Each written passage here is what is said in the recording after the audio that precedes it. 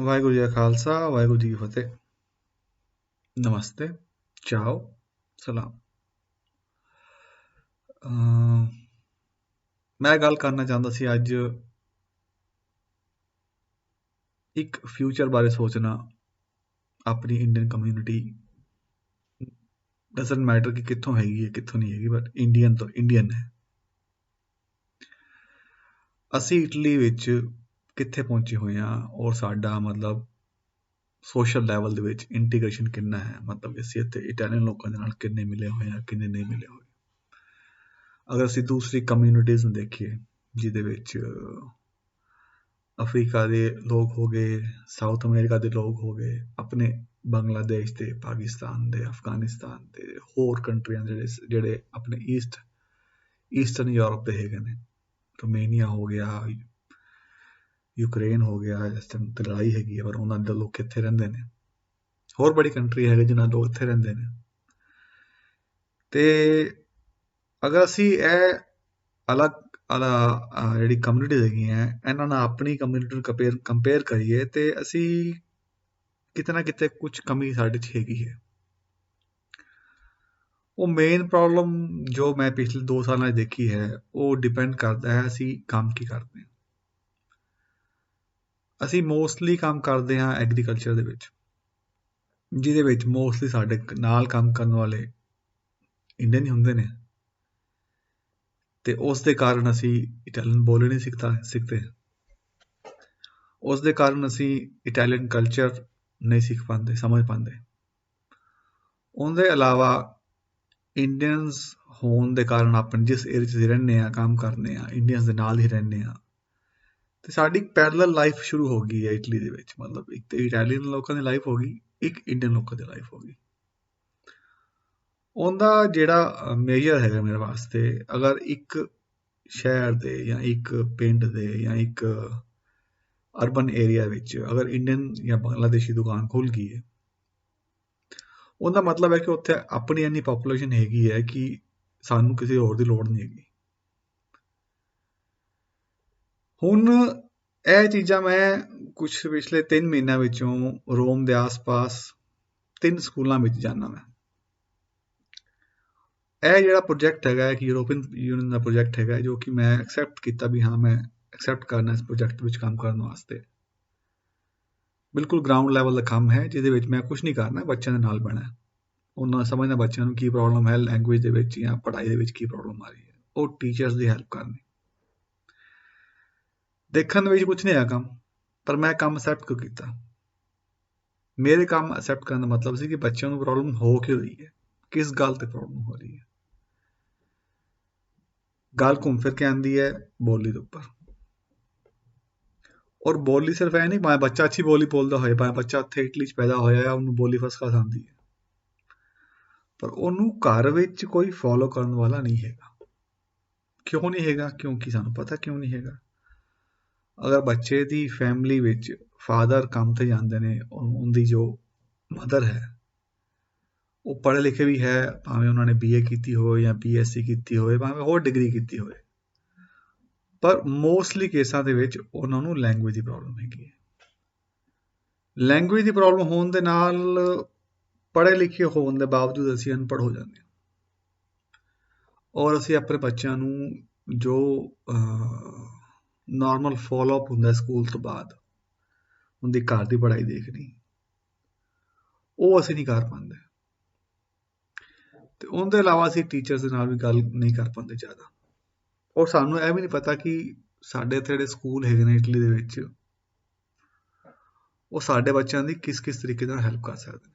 ਹਾਲਾਂਕਿ ਮੈਂ ਨੋਟਿਸ ਕੀਤਾ ਹੈ ਕਿ ਜੋ ਟੀਚਰ ਨੇ ਉਹ ਬੜੀ ਪੇਨ ਲੈਂਦੇ ਨੇ, ਜੋ ਐਟਲੀਸਟ ਮੇਰੇ ਅੱਖਾਂ ਦੇਖੀ ਗੱਲ ਹੈਗੀ ਆ, ਔਰ ਬੱਚਿਆਂ ਵਾਸਤੇ ਸਪੈਸ਼ਲ ਪ੍ਰੋਗਰਾਮ ਬਣਾਉਂਦੇ ਨੇ ਬੱਚਿਆਂ ਨੂੰ ਤਾਂ ਕਿ ਹੈਲਪ ਮਿਲ ਸਕੇ।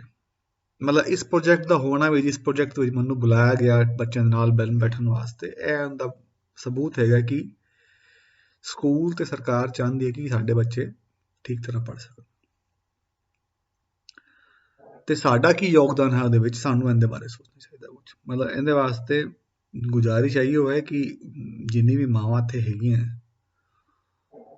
ਉਹ ਕਿਸੇ ਨਾ ਕਿਸੇ ਤਰੀਕੇ ਨਾਲ ਆਪਣੀ ਲੈਂਗੁਏਜ ਨੂੰ ਸਟਰੋਂਗ ਕਰਨ, ਔਰ ਤਾਂ ਹੀ ਅੱਗੇ ਬੱਚਿਆਂ ਦੀ ਮਤਲਬ ਥੋੜੀ ਹੈਲਪ ਹੋ ਸਕਦੀ ਹੈ। ਬੱਚਿਆਂ ਨੂੰ ਪੜ੍ਹਾਉਣ ਦੇ ਨਾਲ ਆਪਣਾ ਵੀ ਮਤਲਬ ਦੋਨੋਂ ਕੰਮ ਹੋ ਜਾਂਦੇ ਨੇ। ਪਹਿਲੀ ਗੱਲ ਤੇ ਆਉਗੀ, ਚਲੋ ਇਹ ਤੇ ਮਤਲਬ ਬਿਲਕੁਲ ਸਿੰਪਲ ਸੋਸ਼ਲ ਗੱਲ ਹੋ। ਦੂਸਰੀ ਗੱਲ ਧਿਆਨ ਨਾਲ, ਦੂਸਰੀ ਗੱਲ ਇਹ ਹੈ ਕਿ ਅਸੀਂ ਇਟਲੀ ਵਿੱਚ ਮੇਰੇ ਖਿਆਲ 80s ਦੇ ਐਂਡ ਵਿੱਚ ਜਾਂ ਅਰਲੀ 90s ਦੇ ਵਿੱਚ ਇਟਲੀ 'ਚ ਇੰਡੀਅਨ ਲੋਕੀ ਨਾਲ ਆਉਣਾ ਸ਼ੁਰੂ ਕੀਤਾ ਸੀ,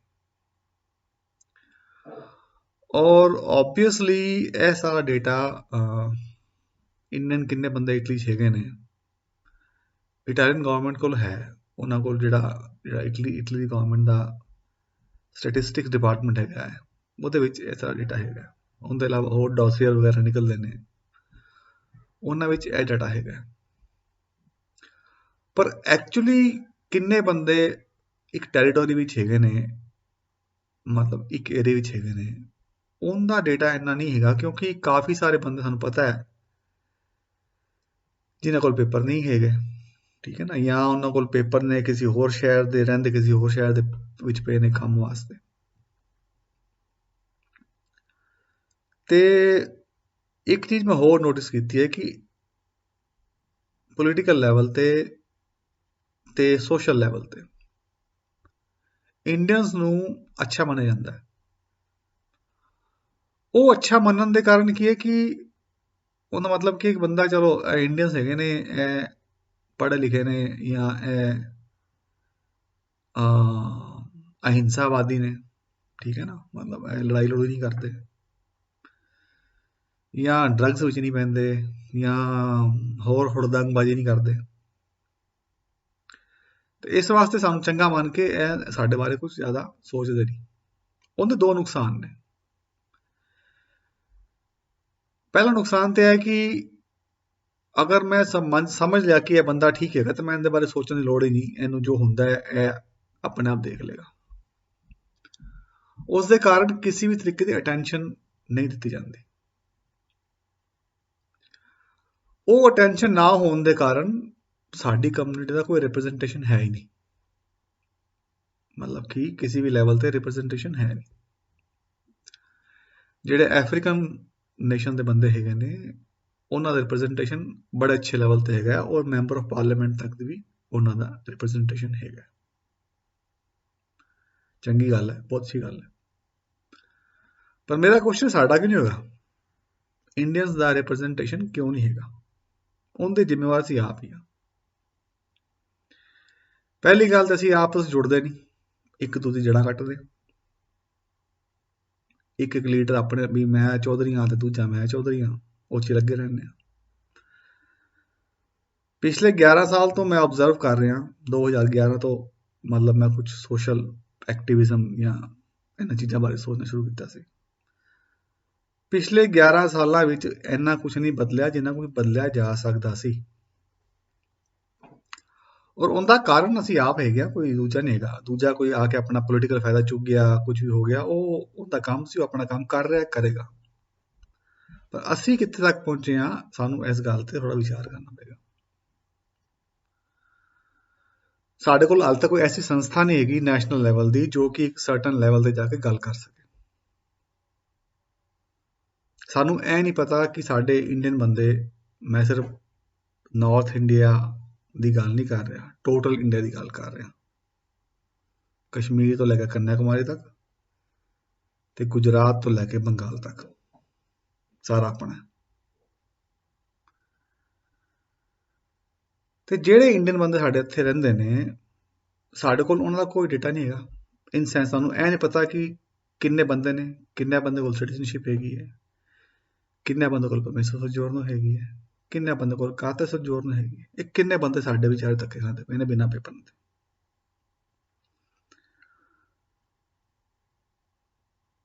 ਤੇ ਜਦੋਂ ਤੱਕ ਸਾਡੇ ਕੋਲ ਇਹ ਇਨਫੋਰਮੇਸ਼ਨ ਨਹੀਂ ਹੋਏਗੀ, ਜਦੋਂ ਤੱਕ ਅਸੀਂ ਇਹ ਨਹੀਂ ਦੇਖਾਂਗੇ ਵੀ ਸਪੋਜ਼ ਕਰੋ ਅੱਜ ਸਾਡੇ ਕੋਲ 10% ਬੰਦੇ ਕੋਲ ਸਿਟੀਜ਼ਨਸ਼ਿਪ ਹੈਗੀ ਹੈ, ਕੱਲ੍ਹ ਨੂੰ 10 ਦੇ 20 ਵੀ ਹੋਣਗੇ, 30 ਵੀ ਹੋਣਗੇ, ਪਰ ਉਹ ਅਸੀਂ ਅਗਰ ਸਾਡੇ ਕੋਲ ਡੇਟਾ ਹੈ, ਅਸੀਂ ਉਹਦੇ ਬਾਰੇ ਫਿਊਚਰ ਬਾਰੇ ਦੇਖ ਸਕਦੇ ਵੀ ਹਾਂ 5 ਸਾਲਾਂ ਵਿੱਚ ਇੰਨੇ ਬੰਦਿਆਂ ਨੂੰ ਪੋਸੀਬਲੀ ਸਿਟੀਜ਼ਨਸ਼ਿਪ ਅਪਲਾਈ ਕਰ ਸਕਦੇ ਨੇ।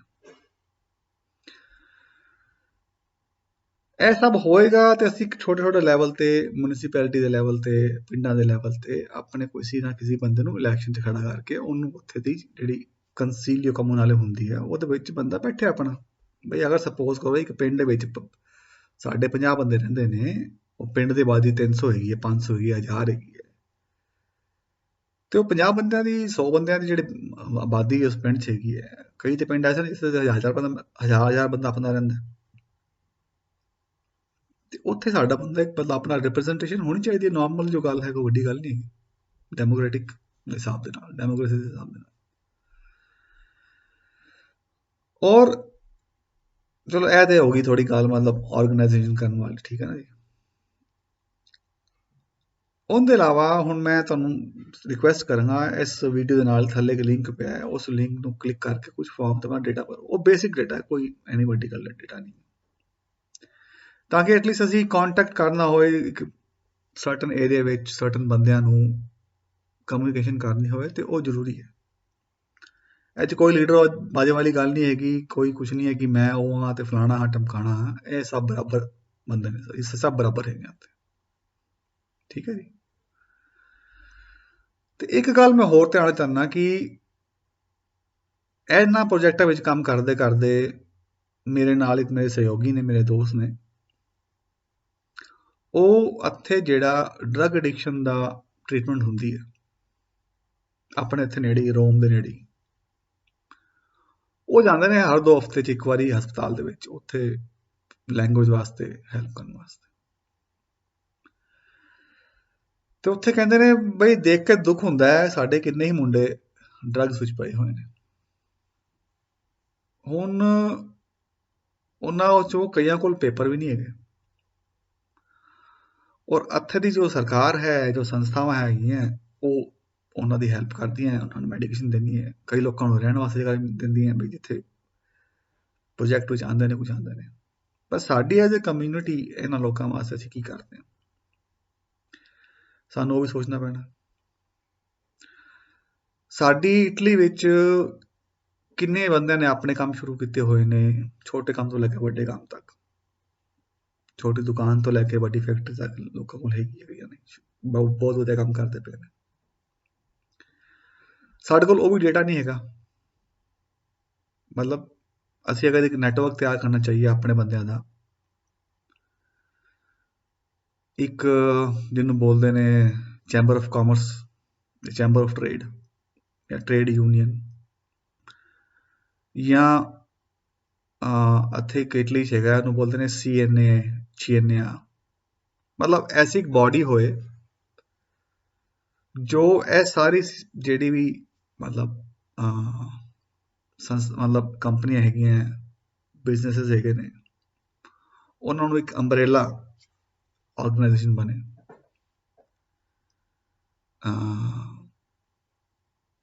ਜਿਹਦੇ ਵਿੱਚ ਦੂਸਰੀ ਕਮਿਊਨਿਟੀ ਦੇ ਲੋਕ ਵੀ ਆਉਣ। ਮਤਲਬ ਇਹ ਨਹੀਂ ਹੈ ਕਿ ਸਿਰਫ ਇੰਡੀਅਨਸ ਹੋਣ, ਮਤਲਬ ਬੇਸਿਕਲੀ ਮੈਂ ਚਾਹੁੰਦਾ ਕਿ ਇੰਡੀਅਨਸ ਤੇ ਹੋਣ ਹੀ ਹੋਣ ਨਾ, ਉਹਦੇ ਇਲਾਵਾ ਅਗਰ ਹੋਰ ਇਮੀਗ੍ਰੈਂਟਸ ਆਉਣਾ ਚਾਹੁੰਦੇ ਨੇ ਉਹਦੇ ਗਰੁੱਪ ਦੇ ਵਿੱਚ, ਤਾਂ ਕਿ ਅਸੀਂ ਸਮਝ ਸਕੀਏ ਹੋਰ ਇਨਫੋਰਮੇਸ਼ਨ, ਕਿਉਂਕਿ ਜਦੋਂ ਤੱਕ ਬੰਦੇ ਕੋਲ ਇਨਫੋਰਮੇਸ਼ਨ ਨਹੀਂ ਹੋਏਗੀ, ਪ੍ਰੋਬਲਮ ਨਹੀਂ ਪਤਾ ਹੋਵੇਗੀ, ਪ੍ਰੋਬਲਮਸ ਨਿਕਲਣਗੀਆਂ ਨਹੀਂ ਬਾਹਰ, ਉਹਦਾ ਸੋਲੂਸ਼ਨਸ ਵੀ ਬੰਦਾ ਨਹੀਂ ਲੱਭ ਸਕਦਾ।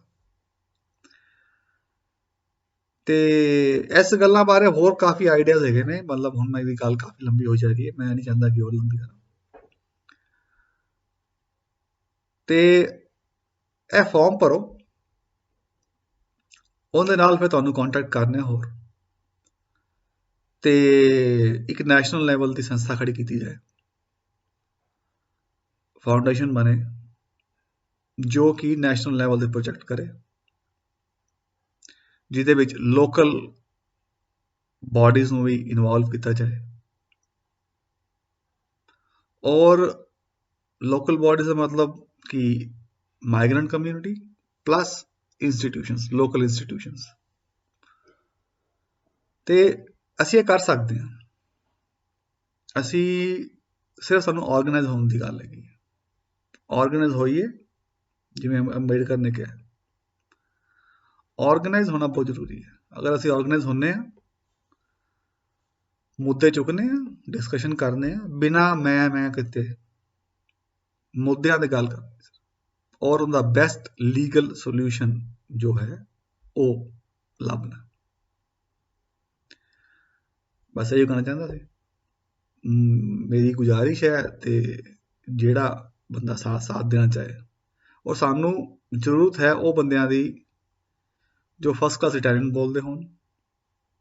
ਅਗਰ ਇਟਲੀ 'ਚ ਪੜ੍ਹੇ ਲਿਖੇ ਨੇ ਤੇ ਹੋਰ ਬੈਟਰ ਹੈ, ਔਰ ਅਗਰ ਉਹਨਾਂ ਨੂੰ ਇਟਲੀ ਦੇ ਸੋਸ਼ਲ ਸਿਸਟਮ ਦਾ ਪਤਾ ਹੈ, ਇਨ ਸੈਂਸ ਕਿ ਇੱਥੇ ਦੀ ਸੋਸਾਇਟੀ ਦਾ ਇੱਥੇ ਦਾ ਕਲਚਰ ਹੈ ਉਹਦੇ ਬਾਰੇ ਪਤਾ ਹੈ, ਆਬਵੀਅਸ ਨੂੰ ਆਪਣੇ ਕਲਚਰ ਬਾਰੇ ਪਤਾ ਹੋਏਗਾ ਹੀ ਹੋਏਗਾ।